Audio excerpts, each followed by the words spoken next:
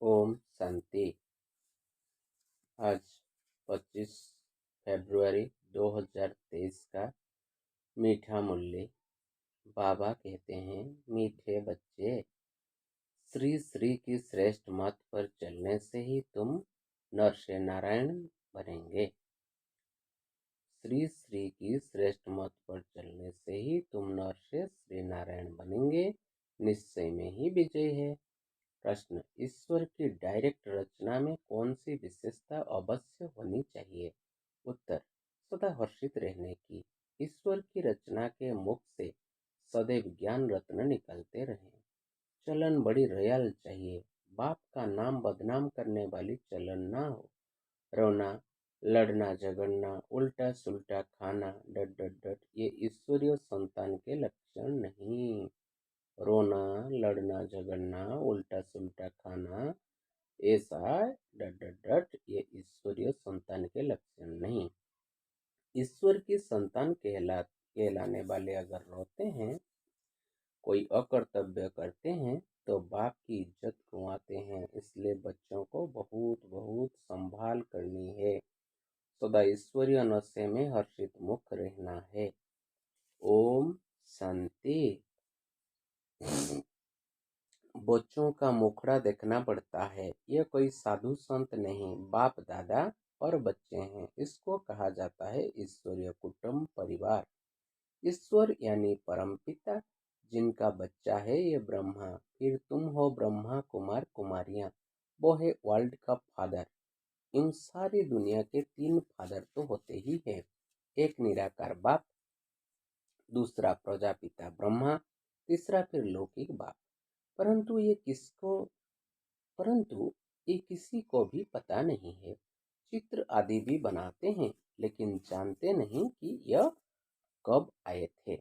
शिव का भी चित्र है, ब्रह्मा विष्णु शंकर का भी चित्र है, परंतु वो क्या पाठ बजाते हैं, उन्हों का नाम क्यों गाया जाता है? डट डट, ये कोई भी नहीं जानते। भल बहुत पढ़े हुए हैं, लाखों की संख्या लेक्चर सुनने जाती है, परंतु तुम बच्चों के आगे जैसे कुछ भी नहीं जानते। बिल्कुल ही तुच्छ बुद्धि हैं। बाबा आकर तुमको स्वच्छ बुद्धि बनाते हैं। तुम सब कुछ जानते हो। ऊंचते ऊंच बाप हैं। अब नई रचना रच रहे हैं। नई दुनिया में नई रचना चाहिए ना। गांधी जी भी कहते थे, नई दुनिया नया राज्य चाहिए। भारत ही है जिसमें एक राज्य सतयुग में होता है। सिर्फ सूर्यवंशी लक्ष्मी नारायण का राज्य होता है, फिर चंद्रवंशी का राज्य होता है, तो सूर्यवंशी प्राय लोप हो जाता है, फिर कहा जाता है चंद्रवंशी राज्य। हाँ, वो जानते हैं कि लक्ष्मी नारायण हो करके गए हैं, परंतु कहलाएगा राम सीता का राज्य। तो ब्रह्मा कोई क्रिएटर नहीं है, रचयिता एक बाप है। शिव बाबा रचता आते हैं, आकर बतलाते हैं कि मैं कैसे नई रचना रच रहा हूँ। ब्रह्मा द्वारा तुम ब्राह्मणों को रच रहा हूँ, तो बाप से जरूर वर्षा मिलना चाहिए। ये थोड़ी सी बात भी कोई समझ जाए तो 21 जन्मों के लिए ओहो सौभाग्य, कभी भी दुखी व विधवा नहीं होंगे। ये किसकी बुद्धि में पूरा नशा ही नहीं है। बहुत सहज गीत है। तकदीर जगाकर आई हूँ, नई दुनिया बसाकर लाई हूँ। ओम शांति। तुम आते हो इस पाठशाला में। किसकी पाठशाला है? श्रीमद् भगवत की पाठशाला। फिर उनका नाम गीता रख दिया है। श्रीमद् श्रेष्ठ से श्रेष्ठ परमात्मा की है। वो अपने बच्चों को श्रेष्ठ मत दे रहे हैं। आगे तो तुम रावण की आसुरी मत पर चलते आए हो, अब ईश्वर बाप की मत मिलती है। मैं सिर्फ तुम्हारा बाप नहीं हूँ, तुम्हारा बाप भी हूँ, टीचर भी हूँ, सतगुरु भी हूँ। जो हमारे बनते हैं, कहते हैं शिव बाबा, ब्रह्मा मुख द्वारा हम आपके बन गए। प्रतिज्ञा करते हैं, मैं आपकी हूँ, आपकी ही रहूंगी। बाबा भी कहते हैं, तुम हमारे हो, अब मेरी मत पर चलना। श्रीमत पर चलने से तुम सर्वश्रेष्ठ लक्ष्मी नारायण बन जाएंगे, गारंटी है। कल्प पहले भी तुमको नर से नारायण, नारी से लक्ष्मी बनाया था। ऐसा कोई मनुष्य कह न सके, किसको कहने आएगा नहीं। ये बाप ही कहते हैं, मेरे बच्चे में तुमको राजयोग सिखलाकर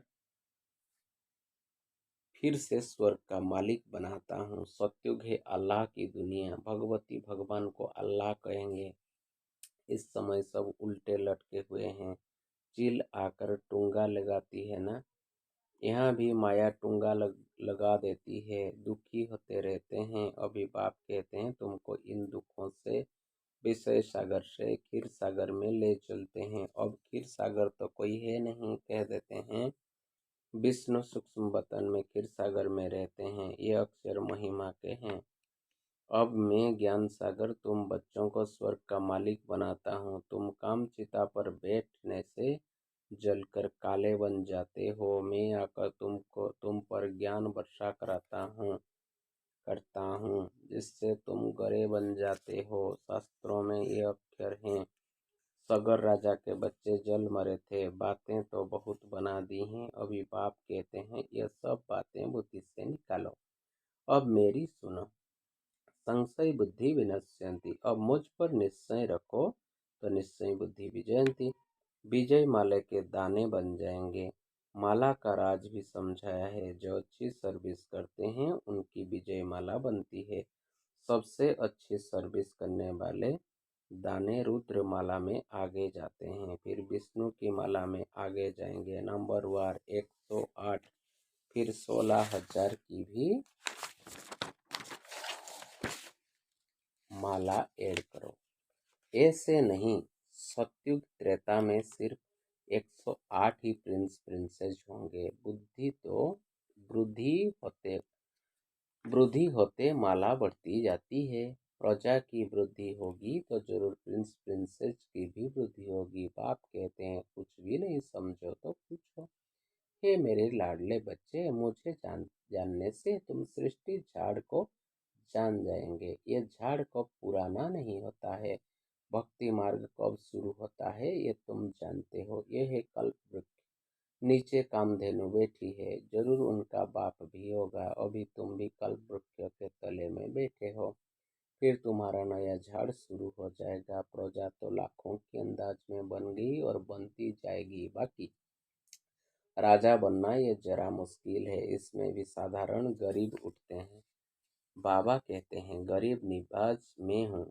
दान भी गरीब को किया जाता है। अहिल्याएं, कुब्जाएं, पाप आत्माएं जो हैं, ऐसे ऐसे को मैं आकर वरदान देता हूँ। तुम एकदम सन्यासियों को भी बैठ ज्ञान देंगे। ब्राह्मण बनने बिगड़ देवता कोई भी बन न सके। जो देवता बन के थे वह ब्राह्मण बन में आए, तब फिर देवता वन में जा सकें। तुम माता पिता हम बालक तेरे गाते तो सब हैं, परंतु अब तुम प्रैक्टिकल में हो। ये है ब्राह्मणों की नई रचना। ऊंचते ऊंच चोटी ब्राह्मण, ऊंचते ऊंच भगवान, फिर ईश्वरीय संप्रदाय। तो तुमको इतना नशा रहना चाहिए। हम ईश्वर के पत्रे पत्रियां प्रजापिता के बच्चे हैं। अब ईश्वर के बच्चे तो सदैव हर्षित रहने चाहिए, कभी रोना नहीं चाहिए। यहाँ बहुत ब्रह्मा कुमार कुमारियां कहलाने वाले भी रोते हैं। खास कुमारियां, पुरुष रोते नहीं हैं, तो रोने वाले नाम बदनाम कर देते हैं। वो माया के मुरीद देखने में आते हैं, शिव बाबा के मुरीद नहीं देखने में आते। बाबा अंदर में तो समझते हैं, परंतु बाहर से थोड़े ही दिखलाएंगे, नहीं तो और ही गिर पड़े। बाबा कहते, अपनी संभाल करो। सतगुरु की निंदा कराने वाला कभी ठोर नहीं पाएगा। बस समझ ले, वे हम राजगद्दी कभी नहीं पाएंगे। तुम्हें तो सदैव हर्षित रहना चाहिए। जब तुम यहाँ हर्षित रहेंगे तभी किस जन्म हर्षित रहेंगे। भाषण करना कोई बड़ी बात नहीं, वह तो बहुत सहज है। श्री कृष्ण जैसा बनना है तो अभी सदा हर्षित मुख रहो और मुख से रत्न निकलते रहें। मुझ आत्मा को परम पिता परमात्मा का धन मिला है, जो मुझ आत्मा में धारण होता है, सो मैं अपने मुख से दान करता जाता हूँ। जैसे बाबा शरीर का लोन ले दान करते रहते हैं, ऐसी अवस्था चाहिए। बाबा बाहर से भल प्यार देते हैं, परंतु देखते हैं इनकी चलन बदनामी करने वाली है, तो दिल रहता है ये ठोर नहीं पा सकेंगे। बाबा को उल्होंने भी मिलते हैं। ईश्वरीय संतान फिर रोते क्यों? आबरू व इज्जत तो यहाँ ईश्वर की जाएगा ना, ईश्वर की जाएगी ना। रोते हैं, झगड़ते हैं, उल्टा सुल्टा खाते हैं, देवताएं रोते तो भी और बात, देवताएं रोते तो भी और बात, वो यह तो डायरेक्ट ईश्वर की संतान रहते हैं, तो क्या गति होगी। ऐसा अकर्तव्य कार्य नहीं होना चाहिए जो बाप की आबरू गंवाओ। हर बात में संभाल चाहिए। तुमको ईश्वर पढ़ाते हैं। इस समय तो इस समय तो जितने मनुष्य उतनी मौतें हैं। एक ना मिले दूसरे से तो बाप समझाते हैं, यहाँ तुम बैठे हो अपनी ऊंच से ऊंच तकदीर बनाने। ऊंच तकदीर सिवाय परमात्मा के और कोई बना न सके। सत्युग की सृष्टि के आदि में है लक्ष्मी नारायण, वो तो भगवान ही रचते हैं। उसने लक्ष्मी नारायण को राज्य कैसे दिया? जो था राजा रानी तो था प्रजा, कैसे हुई यह कोई नहीं जानते। बाबा समझाते हैं, कल्प के संगम पर ही मैं आकर लक्ष्मी नारायण का राज्य स्थापना करता हूँ। बाबा कहते हैं, तुमको राज तिलक दे रहा हूँ। मैं स्वर्ग का रचयिता तुमको राज तिलक नहीं दूंगा तो कौन देगा? मैं स्वर्ग का रचयिता तुमको राज तिलक नहीं दूंगा तो कौन देगा? कहते हैं ना, तुलसीदास चंदन घिसे डट डट। यह बात यहाँ की है। वास्तव में राम शिव बाबा है, चंदन घिसने की बात नहीं है। अंदर बुद्धि से बाप को और वर्षे को याद करो, मायापुरी को भूलो। इनमें अथाह दुख है। ये कब्रिस्तान है। मीठे बाबा और मीठे सुखधाम को याद करो। ये दुनिया तो खत्म होनी है। विदेशों में तो बम्स आदि गिराएंगे तो सब मकान गिर जाएंगे। सबको मरना है। कीचड़पट्टी खलास होनी है। देवताएं कीचड़पट्टी में नहीं रहते हैं। लक्ष्मी का आह्वान करते हैं तो सफाई आदि करते हैं ना। अब लक्ष्मी नारायण आएंगे तो सारी सृष्टि साफ हो जाएगी और सब खंड खत्म हो जाएंगे। फिर देवताएं आएंगे, वो आकर अपने महल बनाएंगे। बॉम्बे इतनी थी नहीं, गाँवड़ा था। अब देखो क्या बन गया है। तो फिर ऐसा होगा और खंड नहीं रहेंगे। सतयुग में खारे पानी पर गांव नहीं होते हैं, मीठी नदियों पर होते हैं। फिर धीरे धीरे वृद्धि को पाते हैं। मद्रास आदि होते नहीं। वृंदावन गोकुल आदि नदियों पर रहते हैं। बैकुंठ के महल वहाँ दिखाते हैं। तुम जानते हो हम यहाँ आए हैं नरसे नारायण बनने। सिर्फ मनुष्य से देवता भी नहीं कहो, सिर्फ मनुष्य से देवता भी नहीं कहो। देवताओं को तो राजधानी है ना। हम आए हैं राज्य लेने, इसको कहा ही जाता है राजयोग। यह कोई प्रजा योग नहीं है। हम पुरुषार्थ करके बाप से सूर्यवंशी राज्य लेंगे। बच्चों से रोज पूछना चाहिए कि कोई भूल चूक तो नहीं की, किसको दुख तो नहीं दिया, डिससर्विस तो नहीं की। थोड़ी सर्विस में थक नहीं जाना चाहिए। पूछना चाहिए सारा दिन क्या किया। झूठ बोलेंगे तो गिर पड़ेंगे। शिव बाबा से कुछ छिप ना सके ऐसा मत समझना। कौन देखता है? शिव बाबा तो झूठ जान जाएगा। मुफ्त अपनी सत्यानाश करेंगे। सच बताना चाहिए तब ही सतयुग में नाच करते रहेंगे। सच तो बिठो नच डट डट। खुशी में बहुत हर्षित मुख रहना चाहिए। देखो स्त्री पुरुष हैं, एक के सौभाग्य में स्वर्ग की बादशाही हो, दूसरे के भाग्य में नहीं भी हो सकती है। कोई का सौभाग्य है जो दोनों हथियाला बांधते। हम ज्ञान चिता पर बैठ इकट्ठे जाएंगे। तुम बच्चे जगदम्बा माँ की बायोग्राफी को जानते हो और कोई चरस जन्म मानेंगे नहीं। उनको भुजाएं बहुत दे दी हैं तो मनुष्य समझेंगे यह तो देवता है, जन्म मरण रहित है। अरे चित्र तो मनुष्यों का है ना, इतनी बाहें तो होती नहीं।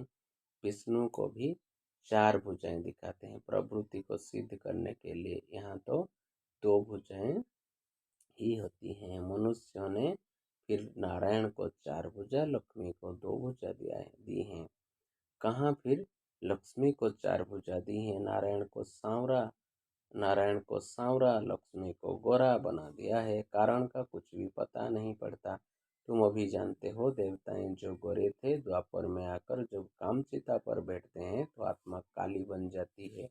फिर बाप आकर उन्हें काले से गोरा बनाते हैं। अच्छा, मीठे मीठे सिकिलधे बच्चों प्रति माता पिता बाप दादा का याद प्यार और गुड मॉर्निंग।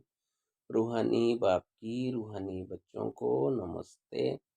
हम सभी रूहानी बच्चों की रूहानी माता पिता बाप दादा को भी याद प्यार गुड मॉर्निंग नमस्ते नमस्ते नमस्ते।